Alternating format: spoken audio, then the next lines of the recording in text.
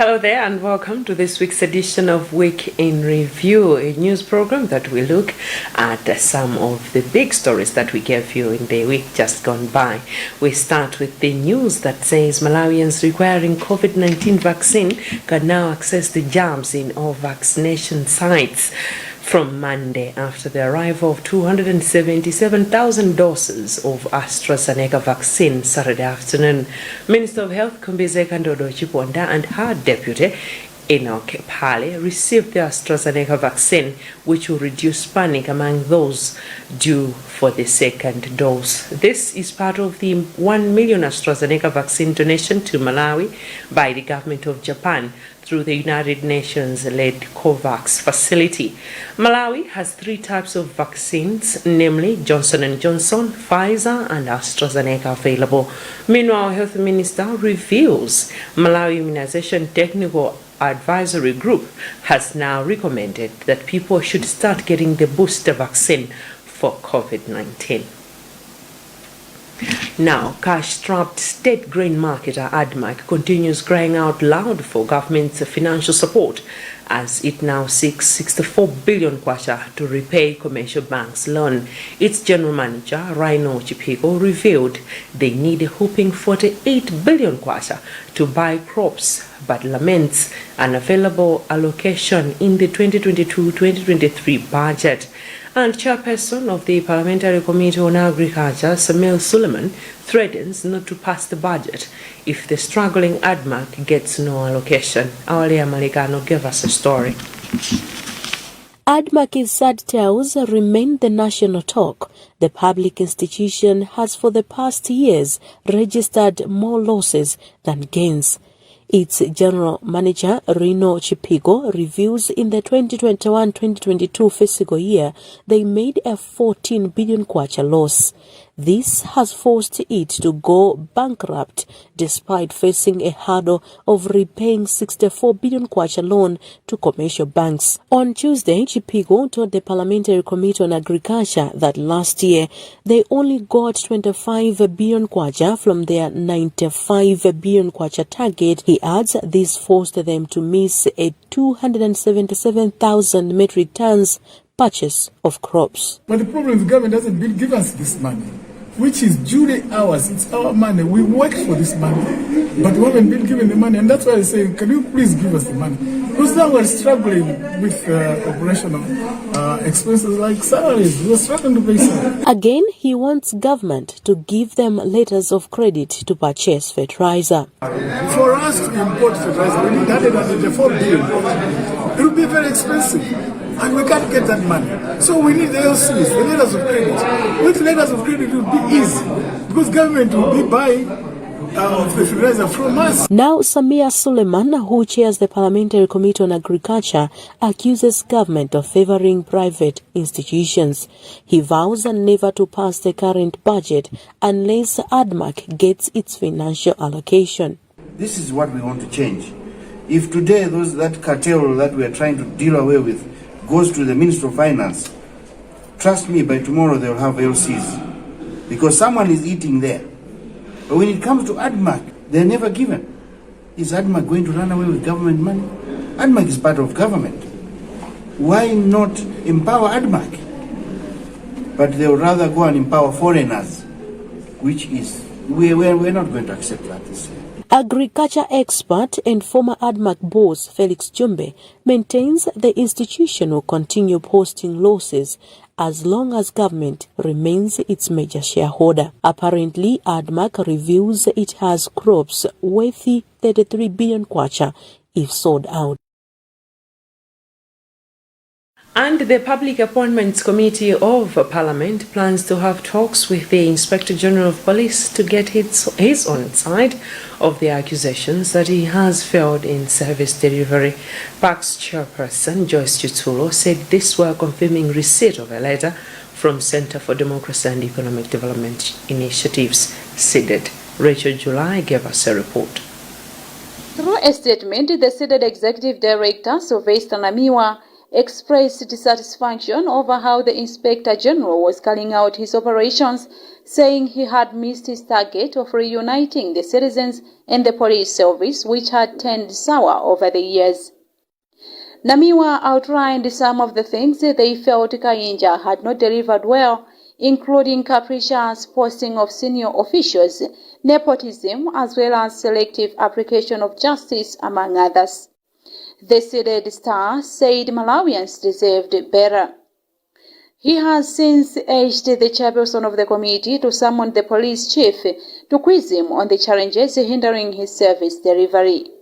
The park chairperson, Joyce Chitsulo, confirmed receiving the letter and said they would soon summon Dr. Kayinja to hear his own side of the story before mapping the way forward on the matter. As a committee, as a way forward, definitely we would want to hear from Dr. Kayinja on the allegations. Every person has a right to be heard. So give him an opportunity to respond to the allegations, and if anything, invite him to appear before the committee so that he explains his side of the story. Chitsulo has since assured SEDED that a timely response will be given once they hold a meeting with the Inspector General of Police. Rachel Julaye, Rainbow News, Lilongwe. And tired of the rhetoric on the unyielding fight against corruption, a movement called the Citizens Against Impunity and Corruption, CAIC, plans to hold protests in Lilongwe on 2nd of March. The CAIC is mobilizing Malawians for massive protests in solidarity with the Director General of the Anti-Corruption Bureau, Martha Chizuma. She faces civil lawsuits owing to the infamous phone call audio leak that exposed the depth of corruption, as Chizuma shared her frustrations, citing syndicates to obstruct justice. Socialists Joshua Chisambere, Onchezani Kenani and Idrissa Ali Nassa are behind the protests and are currently mobilizing resources. Meanwhile, some concerned civil rights groups have threatened to hold their own nationwide demonstrations in the country on the 10th of March if government does not act on legal attacks on Chizuma, as reported by Robert Edward. The two groups, Center for Mindset Change and Center for Democracy Watch, have made 7 calls to action against corruption, including calls to religious leaders to pray for the Anti-Corruption Bureau. They have also sternly warned politicians to leave the ACB office alone.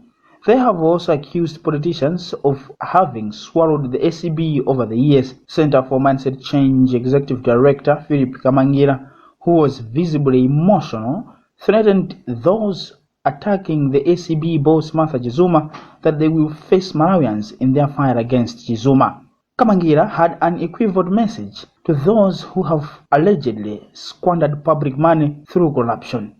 We are calling upon His Excellency Dr. Lazarus Chakwera to make sure that the person he appointed to work as the Director General in the office of the Anti-Corruption Bureau should be protected. Why? The reasons are many. We are aware of the tasks that are assigned to this office, and specifically in the hands of Ms. Martha Chizuma. She needs protection. Following the legal actions from corruption suspect under investigation Ashok Nair, who is Zoneth Satar's business associate and Forum for National Development, some Malawians have expressed serious misgivings, calling the actions as attempts to intimidate Chizuma. Chizuma has, however, burnt fire on corruption suspects, stressing she will not relent. Foreign This is Robert Edward. Now, at Parliament, leader of opposition Kondwani Nankrumah reconstituted his shadow cabinet days after several appointees withdrew. In the reconfigured cabinet, Nankrumah roped in Robin Kanyama, Nick Masewo, and Ishmael Grant, among others. Shadow Minister of Information Mark Bodomani confirmed Rainbow on the development. Tuonge Kasolota Chiroma compiled this report. Barely a few days after DPP members of parliament such as Bright Msaka, Joseph Mwanamveka, Vua Kaunda and Jabi Muhango pulled out of shadow cabinet, leader of opposition Kondwani Nankrumah has reconfigured it. The 5 pulled out of cabinet, saying the DPP leadership does not recognize it. However, some DPP heavyweights such as Laf Joma and Nicholas Dausi are still in the cabinet. Nanguma has maintained his 33-member cabinet, bringing in new faces like Ruben Kanyama, Nick Maseo, Ishmael Grant, Lina Tambara and Raymond Nkata. Speaking to Rainbow, Shadow Minister of Information and Digitization Mark Bodoman backed Nanguma for configuring the cabinet. Well, he needed to fill in the gaps that were created by some resignations that happened. And there are some members who were willing and ready to serve Malawians through the shadow cabinet. So he needed to have done that, and that's exactly what he has done to incorporate some names that were left out to fill in those gaps. United Democratic Front UDF Member of Parliament Ishmael Nkumba, who was on the first cabinet list, is not appearing on the new list. For Rainbow in Blantyre, this is Tonge Kasorota Chumia. You're watching Week in Review. Be back shortly.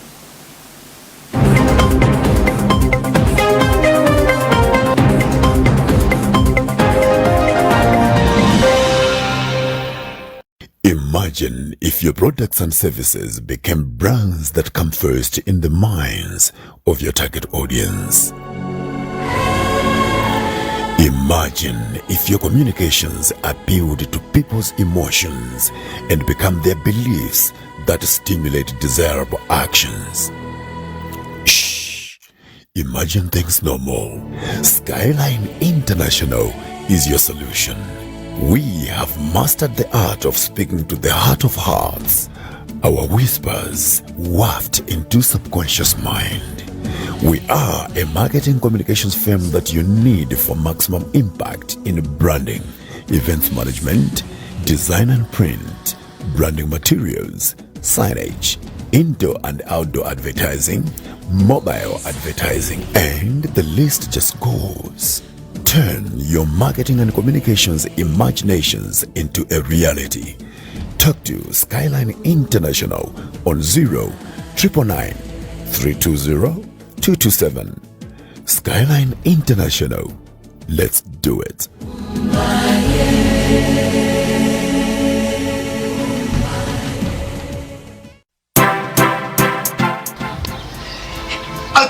Hey,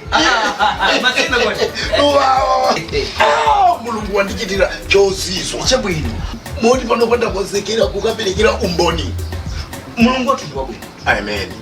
Takambani basina tsokoleti ndakhanduka pemphera ndichipona ya mapemphero moti adandiuza kuti ndisale kudya ndinasala apa nditapitaso adiuza kuti ndamasulidwa ndine mfulu moti ndisiye kumwa ma ARV mwachikhulupiriro asi ndikasiya basina ndakumva chikhulupiriro nchofunika kwambiri koma tikuyenera kutengapo udindo kuchitapo kanthu ino ndi simunganene kuti chifukwa chakuti mumakhulupirira mulungu basi simudzamwaso madzi moyo wanu wonse. Madzi ndi kusiya kumwa ma ARV ndi chimodzimodzi kusiya kumwa madzi koma alidwe mkhulupirira mulungu basina koma pitirizani kumwa ma ARV. Ma ARV ndofunika moyo wanu kubanja lanu komanso kuchikhulupiriro chanu. Atsogolera ndipitiriza kukhulupirira mulungu komanso ndipitiriza kumwa ma ARV. Utengawu akukupatsirani ndaundo wa zaumoyo mogwirizana ndi CHAM ndi thandizo lochokera ku PEPFAR. The Reserve Bank of Malawi wishes to advise members of the general public that it will release a new 5,000 kwacha banknote on 24th February 2022. The members of the general public are therefore advised to familiarize themselves with the following security features. Holographic foil stripe. On the front side of the note, there is brilliant foil stripe with color changing effect showing a shiny sun, a portrait, the denomination value, and the logo of the Reserve Bank when the note is tilted. Sparklight fish shaped. The note also has a security feature in form of a fish which changes color from magenta to green when the note is tilted. Intaglio printing. The note has some areas that feel rough and raised when you rub your finger over them. For example, the numeral 5,000 kwacha, the words Reserve Bank of Malawi, and the small 2 boxes located at the bottom left corner of the note give a rough feeling when rubbed with a finger. Watermark. When you hold the note against light, the watermark in form of a portrait of Dr. Hastings Kamuzubanda and the denomination number of 5,000 will appear clearly. Galaxy Security Thread.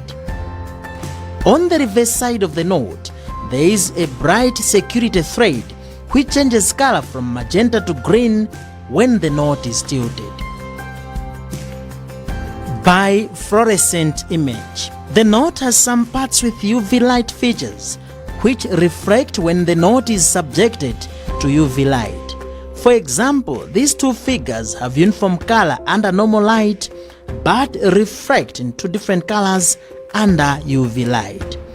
There are also many other areas which shine when placed under UV light. Please take time to familiarize yourself with the security features of our banknotes to avoid being cheated. Check out all security features by downloading our Malawi Kwacha app for free on Google Play Store or Apple Store. For more information on currency matters, please contact the Director, Currency Management, Reserve Bank of Malawi, Box 363, Lilongwe, or 01770 600.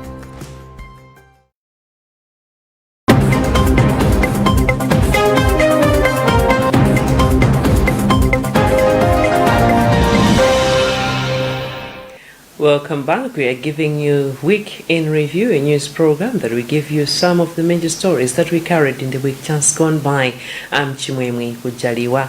Moving on, at least 620 households affected by Cyclone Anna in Incheu can now afford a smile following support from Malawi Red Cross Society of 41 million kwacha. The Red Cross President, Innocent Majia, told us they are giving out between 60 and 75,000 kwacha to households, depending on the needs. From Mcheu, Collins Galivote filed a report. Speaking in Cheu after disbursing cash transfers to 620 households affected by recent Cyclone Anna in the district, MRC's President Innocent Majia says the district is among those seriously affected by the cyclone in the country. Majia says this is why the MRCA pumped in 41 million kwacha to support the affected households with monetary support ranging from 60 to 75,000 kwacha to help build their resilience. So we are here as Malawi Red Cross Society to actually assist these people in alleviating the suffering that they suffered from this heavy storm, the tropical storm Anna. That probably maybe we can bail them out in one or another by actually assisting them with the cash that could even support them maybe to reconstruct or in the construction of other new dwelling units. Mcheu District Council Chairperson Joshua Koshera says the support by MRCS is timely. One of the victims, Dinah Dixon, says the money that she has received will help her to maintain her house, which had its roof blown off by the storm. Over 7,000 households in Incheu were affected by the Cyclone Anna that hit the country in January. A grouping calling itself Voice of the North, demanding an audience with Northern region legislators and authorities over what is called continued sidelining of the region in terms of development. While agreeing to the observation, Rumpi West lawmaker Yona Mkandawire thinks the proposal came way too late after budget drafting. Our Yohane Shidea gave us a report. For years, there have been voices of discontent from the region on how successive governments distribute the national that will be there between north, south and center. Our colleagues will be benefiting more from CDF than us. One of the parliamentarians, Yona Mkandawire of Rumpi West constituency, describes the group's concerns as genuine. He, however, says the proposal is coming way too late after the drafting of the 2022-2023 national budget. What I'm saying is, it is too late because the budget ikatuluka amene atulukira paja ikupita maclusters. There is nothing that budget simasinga. Again, the group is not convinced with Transport Minister Jacob Hara's claim that Mzuzu Airport relocation was a mere political gimmick by the DPP regime. For Rainbow News, I am Yohani Chinea. And finally, in sports news.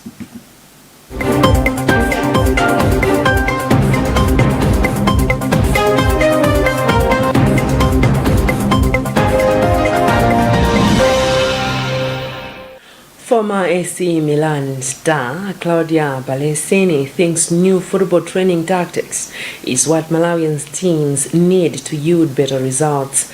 Balesini said this on Saturday when he was scouting players to be featured at the South African Worldwide Scholarships Soccer Academy. Romeo Omari has a report.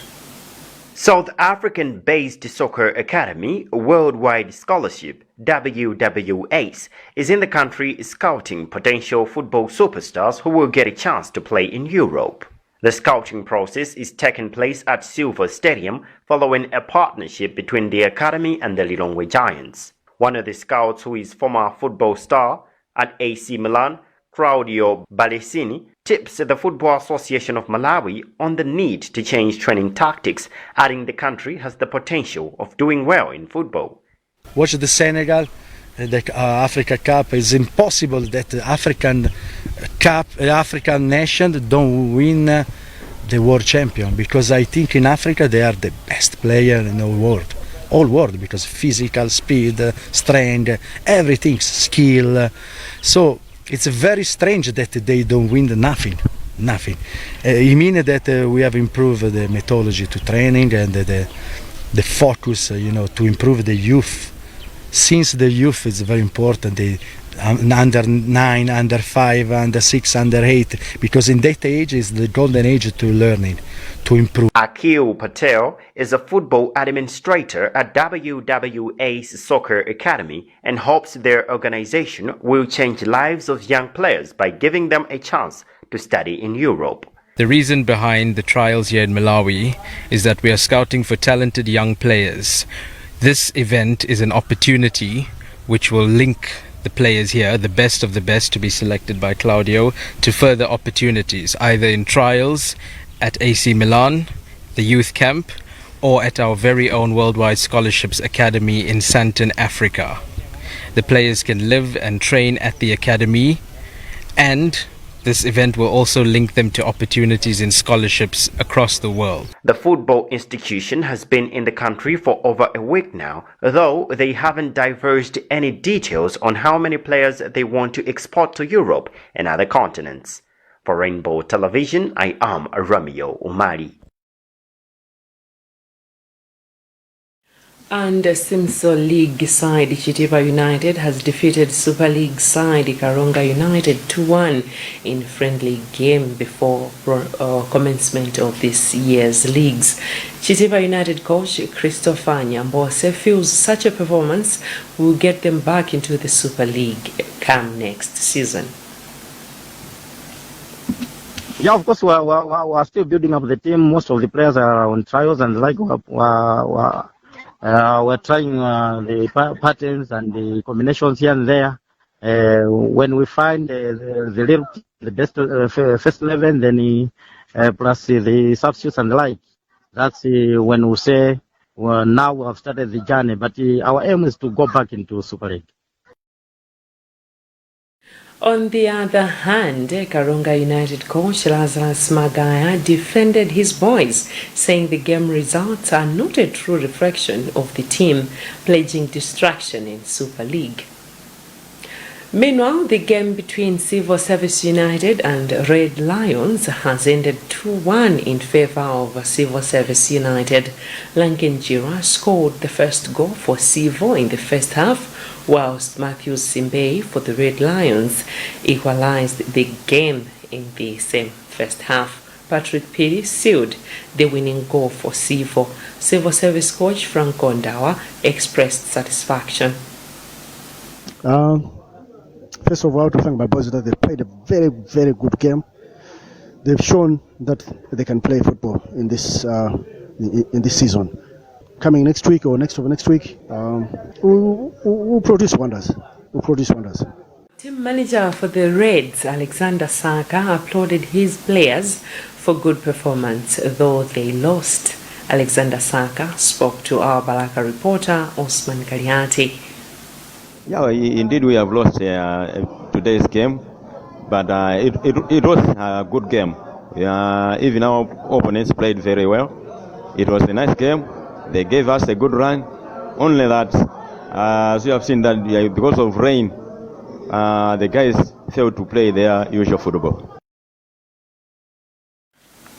Now, Red Lions have lost 2 games in a row as they prepare for the Elite League, having lost 2-1 to newly promoted Saba Farming last week.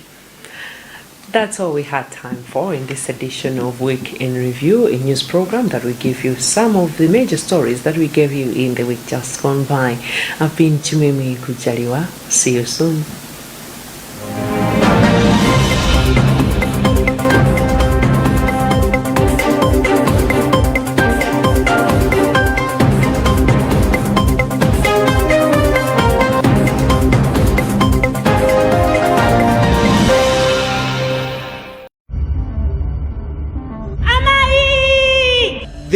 Ndisire imene okamba za nzima yemwe wa mundende ongoganiziridwa chabe opanda mlandu ndipo iye akuyesesa kuti atulukeko. Ndi mwana wanu Adona? Kuti mudziwe mvemvemve wankhaniyi mukuyenera kuonera channel 102 pa Azam 2 pamene mungadziwe ngati nzima iyo ali ndi kuthekera kotuluka kapena kukhala kundende komweko. Nsadandaule mutulukapo mpani. Ege mwana wanga. Ndamusowa mwana wanga kwambiri ndopasa chipoka ati amamopyeza mwana wanga ndikulumbira usabweza pa zimenezi wewe ndikufuna aliyese azimusata buno bwino zikwaneka ati aliyese azikunjenjemera kundende kuno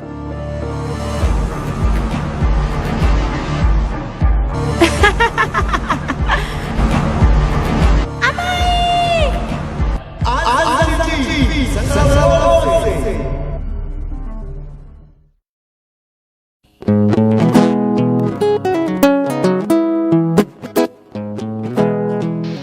Kinali ngati nthambi ya motherboard ngati mabiko anchipani kuti mzimayi mchipani asatsalire, mnyamata mchipani asatsalire, mzibambo mchipani asatsalire, wophunzira osaphunzira weniweni angwa zili ndi amagwira ndi anthu akasuma mbiri nchii zimachitika kuti mupanga mademonstration imene zinachitikira anthu ena amene ali mavuto awo afuna aphwanye masitolo aphwanye katundu wa anthu zimene zisafunikira koma mademonstrations ndofunikira kwambiri. Zamasiku anozi zalowa kwambiri electronics mulibe talent yeniyeni basi akuti mento angoyika mento ndikumalo mamumawo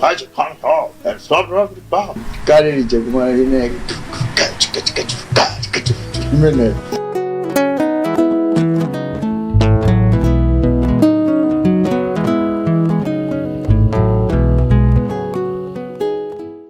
You are watching Rainbow TV. Rainbow Television is an independent, privately owned national broadcaster. Our programming strives to entertain, inform, and educate in the most non-partisan and inoffensive manner. Should you, our viewer, at any time feel that our broadcasts are biased, offensive, and are falling outside professional broadcasting standards, you can lodge your complaint to the following address. The Complaints Officer, Rainbow TV, Area 47, Sector 5, 304 Zaranyama Road, PO Box 2211, Lilongwe, Malawi. Telephone 01761 100 or 0999 194 860. Email rainbowtelevision2017@gmail.com. info@rainbowtvmw.com. You can also send your complaint to the Director General, Malawi Communications Regulatory Authority, MACRA, Private Bag 261 Blantyre. Email dg-macra@macra.org.mw. Rainbow Television, the moment of truth has come.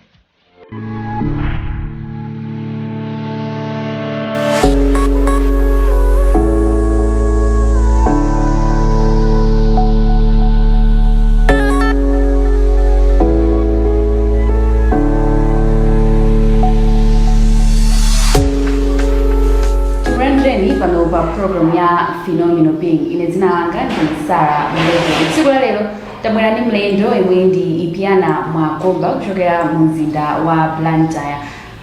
Tikhale tucheza naye mlendo amene atifotokozere zambiri za moyo wake khala ndi pomwepo. Tiwanjeni ndithu program yathu. Ziko mwina tangofotokozani kuti Ipiana Mwakomba ndi ndani? Okay, monga mwanena ine ndi Ipiana Mwakomba. Ine ndi cook. Chef. Inchijewa Mateo, cook. I'm a chef, I'm a qualified chef. Ndinapuzira zopika kumano mbali pika 14 ndiye kwambiri. Ndinatengapo gawo limodzi limene ine makanga ndikuza kwambiri chifukwa cha background yanga kumene ndachokeraso limene ndinapanga ngati kuti kupanga major zimenezo. Chabwino mafotokoza kuti munakhudzika kwambiri ndi za zopika chifukwa background. Mwina tingobwerera poyambirira kuti tatifotokozeni kuti school kapena kuti mwana wanu zinaenda motani? Mwana wanga ina badula banja bana 6. Of course, I will be an Asia, business level 4. But I know still one case is more. Then I will remember the Anamuna. I'm a little car that is why I got one place of like that's 40 because I live on Mosaic. Yeah, Kumano, children were clear, you would Mayanga and also Wow, Anagua, Anarikadama see, therefore, I'm a sister. Bobo ni masistere mujagalekale mujamata mapuzisa nchilo zina zina nzini. Ndiyo wanapuzisa nchilo zingapo, ngati typing, kukare, ndiyo chibija mbili zina kwa hiyo zinaija kukare. Ndiyo amabanga so piga. Kumano kupiga wao wanapiga hapo biliba nyumba. Kumano tukukula kutipuzisa skulu unawezeka mwemeno makarira. Anabizigati nchito hayo na upenda makarira nchito ntaminero. Kuti soba mbanga sonaho ntavene nchito swayima nde kukhala kuti mzimayi wangwiro kwambiri anaganiza kuti apange chani kuti iye at least alere anawo bwinobwino kupanga zinezo anaganiza zomapanga no nchito yokwira kupanga makeke nthawi imene ndikulamba ndi chama 80s ine ndinali mwana wang'ono kwambiri ndipo kukhala kuti makhala nawo pafupi chifukwa kuti ineyo kuchokera ku primary secondary school yanga inali ya secondary school napangira ngati kulipa nyumba sinapita ku boarding pamene azibalanga inawo sanapita analota kuzira ma boarding koma ni makani mayanga pafupi mafuti kuchokakhala nawo pafupi ni watu omathandiza mene tinalelera omathandiza makolo pa nyumba tinapezeka tindikuwathandiza ngati zophikaphikazo ndanamba iwo panga za makeke pang'ono after no atapanga soma business ena osiyana kale iyo ndazimamambira mina nkapanga za mapero apanga zokulisa nthemene zaliko za ivories apanga zosezwa kunani zimayo kuti ndizimayo kuti ndiwangwiro otakataka sanga ngokhala pansi nde kupezeka kuti wakukula amapezeka kuti mina munthu amakulo amafoka ndi mapezeka kuti ndikuwathandiza ntchitozi zomwe mapangazo makamaka za makekezo popanga choncho nthawi imeneyo kulibe zinthu ngati ma intaneti timadali ngati ma magazini akatukuka kuona kuti zazophikaphika zimakhala bwanji nde ndimakhaso ndikibi nkumaona zinthu zimene zichakumaka kupeza magazini kumawerenga uku ndikupanga sikulu nditapezeka kuti ndamaliza form 4 anandiuza kuti umati ntchito zikhoza kukhala imwe zinthu zimene nthawi imene ndimakayikira kuti ndipitirize ndipange zina zimene ngaone kuti zingandithandize bwinobwino kumade zinaiti kuchawajanena kuti izi zinthu zokwira mutalimbikira amene mukupangira mufukwa nthawi imene naonesa kuti zamakekezo khanga ndi kakusokena kaikuli kanali kubisika koma sinimakapanga utilize bwinobwino ya chifukwa cha chinyamata komano atandilimbikisa peza kuti banja langa lonse linandilimbikisa so zimene anga lonse mulungu wanga anandilimbikisa kuti mwini ntchito timene njotani ndiyothekali ndipotero kwa anayamba timapanga ntchito ngati no mathandiza makola changalika business fochofoka I was taking over a business pang'ono chabwino mwina musinapitirire nthawi imeneyo mutapanga chisankho kuti muyambeno mene afotokozera kwanu kuti ngolowa imweyi yopanga makeke mwina azinzanu anachilandira motani kaya chifukwa cha history yanga yangawe kuti zimene zonafika nazo kuti afika kuti anthu ambiri amba kwaziwa ine kupanga of course achinzanga kwambiri ambuko ayi sinchito zazimayi koma ine sili mafoka yafwa ndimaona chimene chimathandiza kunyumba kwa makolo anga kutani ine ndikuthandiza makolo anga izi silingatengere kutani kuti anthu ena akamba kuti zatsikana sinamvere yayi zimenezo ndipamapezekati masiku ena kufoka kuti ayi koma ndikapange sikulu yakuti ndikapange sikulu yakuti ndipite college yakuti koma zimapezekati ayi ineyo mutiliza koma zimene napezekati mpaka kupita naso ku sikulu so napita ku Institute of Tourism napita kumene kupanga sikulu ija yazakhoka in general tukugamba nthawi ina ma 1999 2000 and 2001 ndimene nali ku Institute of Tourism ndikupanga certificate and diploma yaza cookery kumene kwako amaitcha course imene kuti food production ndikupanga sokonko ndimapanga no correspondence masikulu ena zomwe za cookery and hotel management akumaiko ena no correspondence ndithu nditapanga zimenezo napezeka kuti ntchito ija ndayamba kuitenga ngati business yeniyeni ndinapezeka basi kusakasaka ndalama apa ndi apa kuti tiyambe kukweza business kuti tione business yenda bwanji ndimene zinakhalira nthawi imeneyi. Chabwino kuti no muli ku skulu mwayamba skulu ya uchefu tatifotokozeni kuti zimayenda motani kapena kuti moyo wanu wa ku skulu zimakhala motani kuti maphatikizaso ndi business.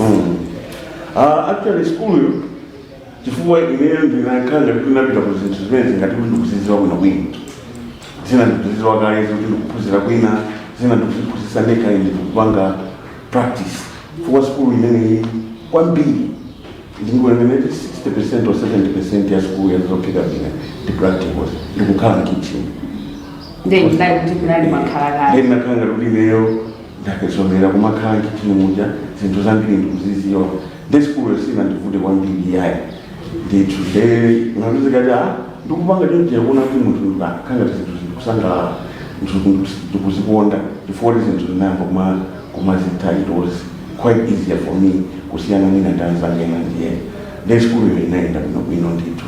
Chabwino kuchoka ku skulu kuti mwamaliza anthu ambiri amatakakhala kuti ali ku skulu kumbokumbula makhala za peze ntchito ambiri kuti akayambe business amakhala ochepa chimene chinakulimbitsani mtima ndi chani kuti mukapitirize business imene mapanga usati kuti mukalembedwe ntchito pena pake?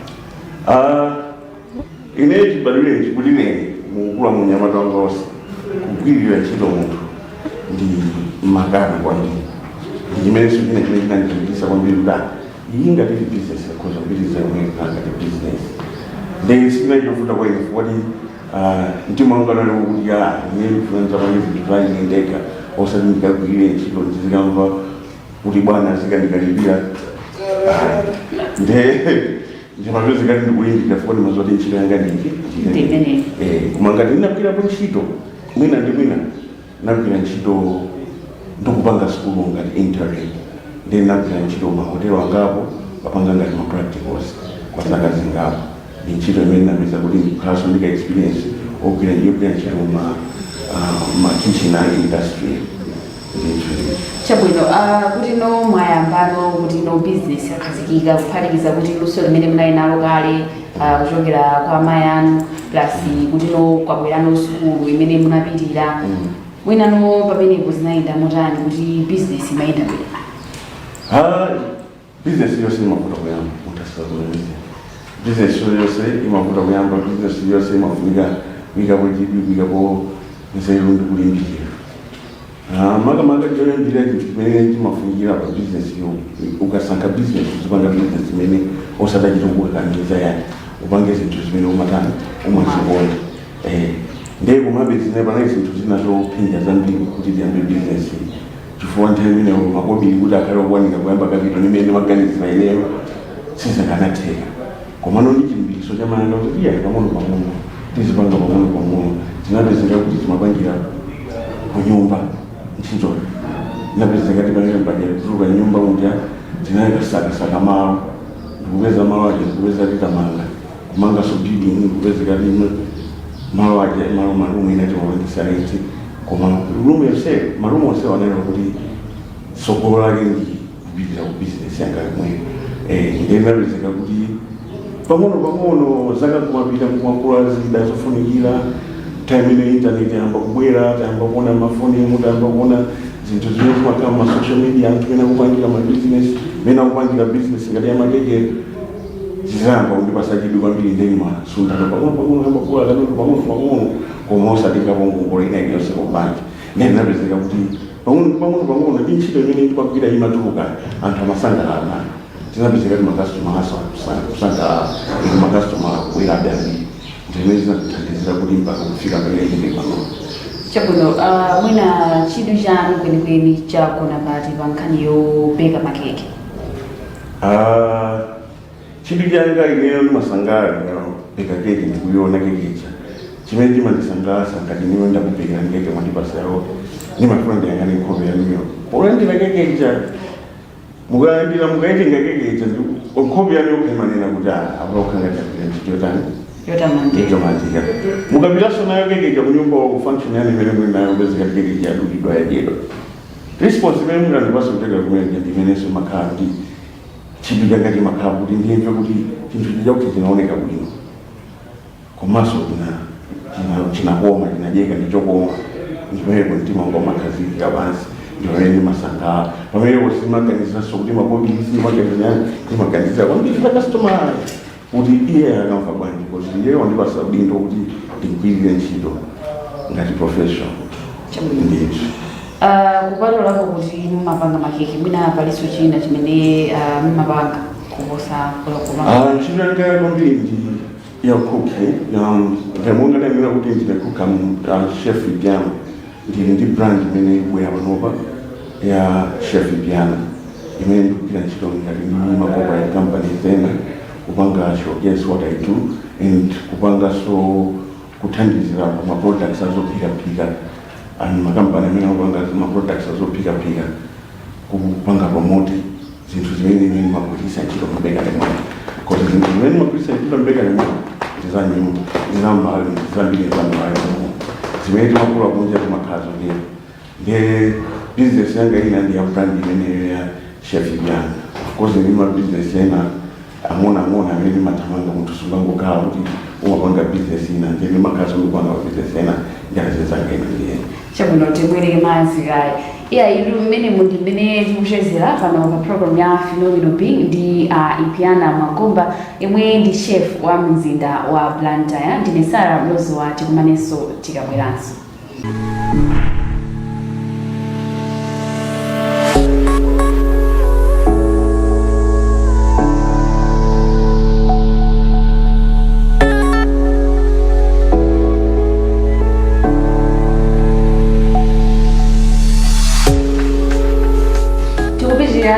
Ni program yathu ya Phenomenal Being ndipo tsiku la lero mlendo wathu ndi Piana Mwagomba takulandira misoni ku gawo lina lomaliza la program iyi. Chabwino tili kumapeto kwa gawo lina lija munafotokozako kuti panopo mwamba kugwira ntchito ndi ma cooperatives.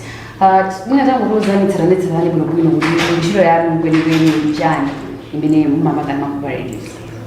Ntchito yanga yamagwira ndi makampani amene ndiyo kuti tikuyesesa nawo like tuthandizana kupanga promote katundu wawo ma products amene amapanga makamaka amene ndimagwiritsa ntchito ineyo mbekale mwanga. Mbekale timagwiritsa zinthu zambiri pali flour pali sugar baking powder pali makampani ena amene amapanga zinthu zizima nomo akwapo pali makampani ngati Bakresa pali makampani ngati Rovo makampani ngati amene ndi zinthu zawo zimene amapanga produce ndimagwiritsa ntchito. Ne kukanga mothandizana ine kupanga promote business yanga iwonso kwapanga promote katundu wawo chifukwa ndikakugwiritsa ntchito katundu wawo ndi pamene matuka ndikeke kongola yangu lese kuti ndakupangira nokuti nkeke pomakali ndayoza zinthu zawo ziti. Okay, therefore ndikapanga zinthu zimene zikaona ndamasangana nazo ndi anthu anga amene amandiziwa makastoma anga amasangana nazo ndiye ndimabweleraso kwa makampani nozo ndikuona ma products anu zimene akupanga akusangalasa kuyesa mwana tutawale muno ndekuti tipange sinawo promote katundu wawo kupanga promote mapeka zena amene ifika panopa mapeka zachukuka anthu alichibizo chazophika regardless kuti ulinga muna ndo wakazi Proveza kana halisi ni mabashira mafoni daily na message daily una ngati processes zobega ngati processes zobega pika chibi chimene choti kupita so kwa anthu amenewo athandizana ma products amenewo onyengera kwa kampani amenewo ndine ndikhala ndikhaba kali wawo kuti katundu wanu ndikunkhosa chito ndikuzo kwata izi mene mwanenera kuti industry yobeka kapena ya makeke ikupita patsogolo ndithu mdziko muno mwina ngati dziko tikuchita motani pa nkhani imene ya yobeka makeke tikuchita bwino chifukwa cha challenge zena amene kuchitika monga ngati covid anthu ambiri anali pakhomo anthu ambiri amakhala pakhomo and chifukwa I think ja inspiration imene ndimapereka anthu amaona ngati business imene iyi ndi yoti ingathandize ndi azimayi ambiri azibambo ambiri akutani akutenekera kupanga zawo zophika